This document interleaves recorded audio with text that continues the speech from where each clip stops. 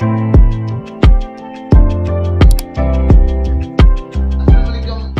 student, welcome back to my channel. This is Qasim हटक. आज का इंतहाई अहम टॉपिक है HIV वायरस के हवाले से. इससे पहले हम HIV वायरस के स्ट्रक्चर, HIV वायरस का लाइफ साइकिल हम डिस्कस कर चुके हैं. आज का हमारा टॉपिक है कि वो डिजीज जो HIV से काज होता है, जिसको एड्स कहते हैं. शुरू करते हैं जी. Acquire immune deficiency syndrome. AIDS का लफ्जी मतलब है, यानी ए से एक्वायर बनता है, आई से इम्यून बनता है, डी से डिफिशिएंसी बनता है और एस से सिंड्रोम बनती है. अब एक्वायर का क्या मतलब है? To develop, to taken. Immune का क्या मतलब है? इम्यूनिटी या प्रोटेक्टेड फ्रॉम डिजीज. डिफिशिएंसी का क्या मतलब है? Affected, destroy, less. और सिंड्रोम का क्या मतलब है? Collection of symptom of disease, यानी बहुत सारी बीमारियों का सिम्टम जब अपीयर हो जाते हैं तो हम उसको यहां पर सिंड्रोम ही कहेंगे. यानी जैसे ही कोई जरासीम अंदर दाखिल होता है, आदमी को, इंसान को फौरन इन्फेक्ट करते हैं. तो जी डिफिनीशन क्या है? एड्स का डिफिनीशन है, क्योंकि ये वायरल डिजीज है, it is a viral disease which is caused by HIV virus is called AIDS. ये डिफिनीशन है. इसके बाद है कैजुअल एजेंट. आपको पता है कि HIV वायरस एड्स की बीमारी को फैलाता है. हमारी बॉडी के अंदर एक सिस्टम है जो बीमारियों के खिलाफ फाइट करता है, जिसको हम इम्यून सिस्टम कहते हैं. इम्यून सिस्टम में दो, यानी WBC के दो सेल है. एक को हम कहते हैं मैक्रोफेज और एक को हम कहते हैं लिम्फोसाइट. ये मैक्रोफेज और लिम्फोसाइट ये हमारी इम्यून सिस्टम के वाइट ब्लड सेल में अहम किरदार अदा करते हैं और ये जरासीमों के खिलाफ हमेशा कुव्वत मुदाफ़अत हमारे जिस्म के अंदर पैदा करते हैं. याद रखिए कि ये वायरस HIV सबसे पहले लिम्फोसाइट के साथ अटैच हो जाता है और वहां पर वो कोई नुकसान नहीं करता. लिम्फोसाइट में अपने तादाद को बढ़ा लेते हैं और इब्तिदाई तौर पर कुछ इलामती भी हमें उसका पता चल जाता है, लेकिन आदमी को फुल पता नहीं चलता कि ये एड्स बीमारी है या नहीं है. और इसके बाद फिर वो जब टी सेल में आ जाता है तो उस वक्त ये डिस्ट्रक्शन करना शुरू कर देते हैं और उस वक्त WBC की तादाद इंतहाई बॉडी के अंदर कम हो जाते हैं और उस वक्त फिर इंसान को पता चल जाता है कि मुझे कोई बीमारी है और बाद में टेस्ट करने के बाद जब पता चलता है तो वो एड्स होती है.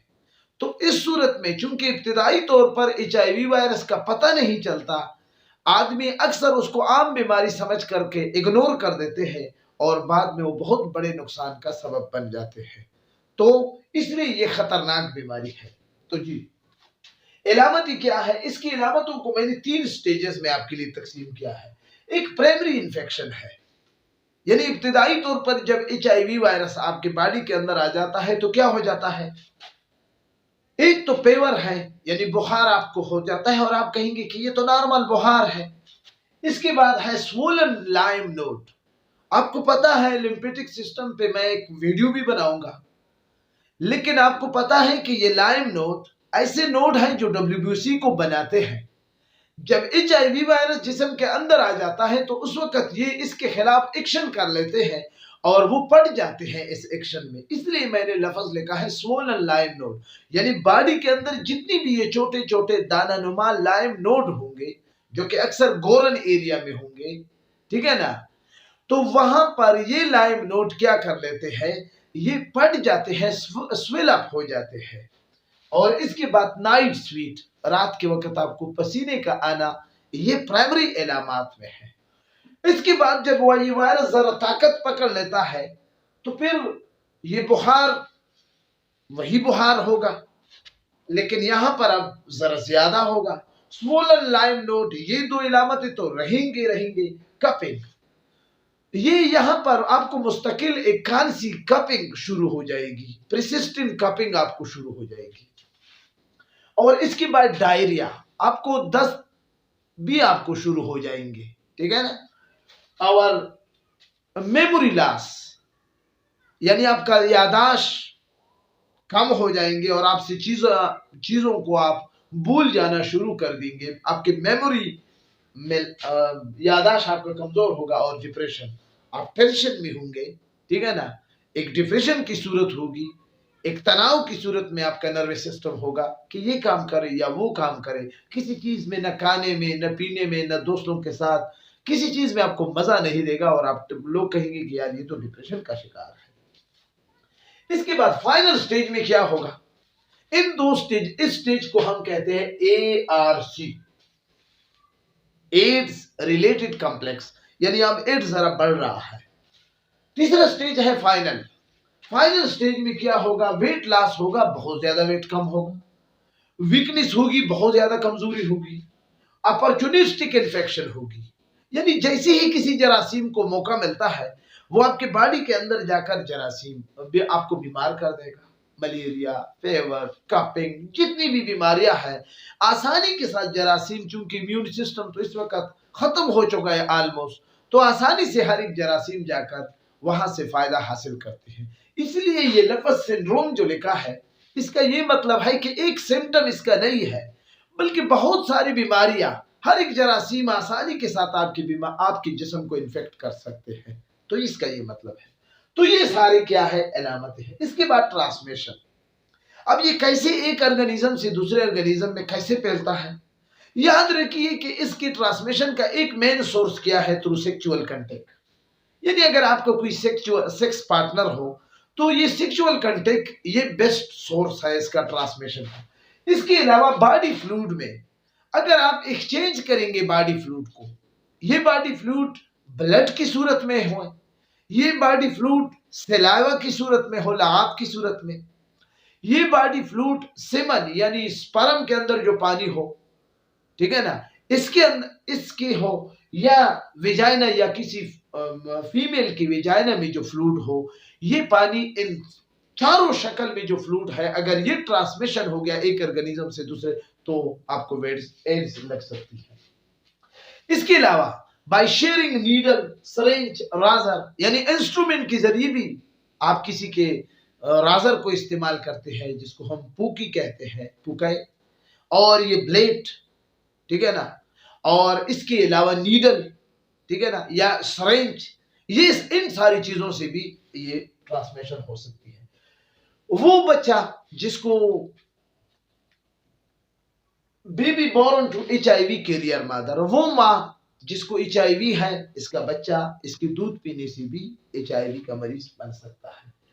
Close contact between patient and healthy person, यानी जो इन्फेक्टेड पर्सन है HIV का, आप उसके जो वो खाता है आप उसके साथ खाने के लिए भी बैठ जाते हैं, पीने के लिए भी जो वो पीता है, यानी जो आपका उसका बहुत ज्यादा क्लोज कांटेक्ट है, तो इस सूरत में भी ट्रांसमिशन हो सकती है।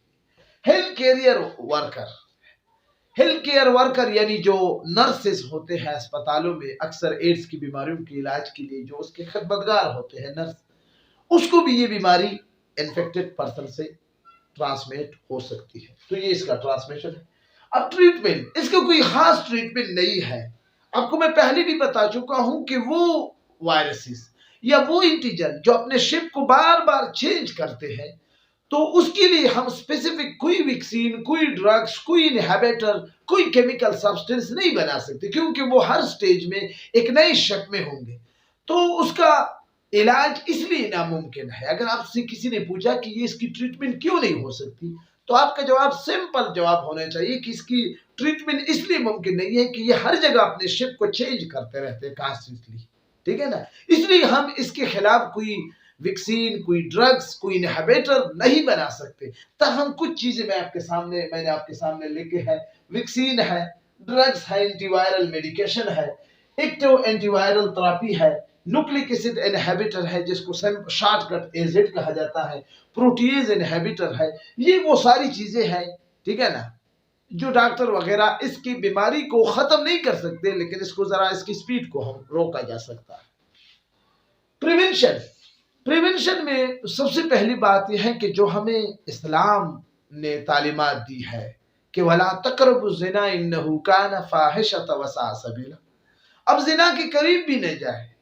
तो इस्लाम पहला सेक्सुअल इंटरकोर्स विद इन्फेक्टेड, क्या Islamic principle and moral value strictly, ठीक है ना। अगर हम इस्लामी तालीमात पर अमल करें, इस्लाम ने हमें इल्लीगल सेक्स से मना किया है, अगर हम उसको माने तो फिर आसान होगी।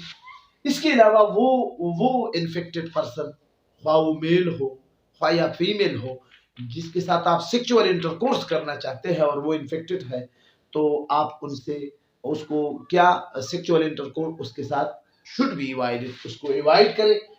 और किसी का भी नीडल, राजर, ब्लेड, इंस्ट्रूमेंट या do not exchange body fluid, ये सारी चीजें प्रिवेंशन में है। एंटीवायरल ड्रग भी प्रिवेंशन में लेके है। यूज स्क्रीनेटेड ब्लड, यानी जो ब्लड आप जो वो बाकायदा उसका टेस्ट हुआ हो कि इसमें HIV, और हैव HIV टेस्ट। आप HIV टेस्ट लाजमी तौर पर करें। हो सकता है कि ये HIV वायरस आपके बॉडी के अंदर हो और इस वक्त प्राइमरी स्टेज में हो। तो ये सारी चीजें थी एड्स के हवाले से। अगर आपको ये वीडियो अच्छी लगी तो लाजमी तौर पर लाइक करें, और ये सारी मटेरियल आपके साथ, इनसे आप स्क्रीनशॉट ले लें, और आप ये आपके साथ बना बनाया मटेरियल है। ये सारी चीजें अगर आपके साथ होंगे तो आपका फुल पेपर इससे हो सकता है। इजाजत चाहता हूँ, वीडियो को दोस्तों के साथ शेयर करें। चैनल को लाइक नहीं किया है, सब्सक्राइब नहीं किया है तो जल्दी से सब्सक्राइब करें, वीडियो को लाइक करें। इजाजत चाहता हूँ, आपके दुआओं का मुहताज होगा। इंशाल्लाह मिलते हैं नेक्स्ट वीडियो में। खुदा हाफिज।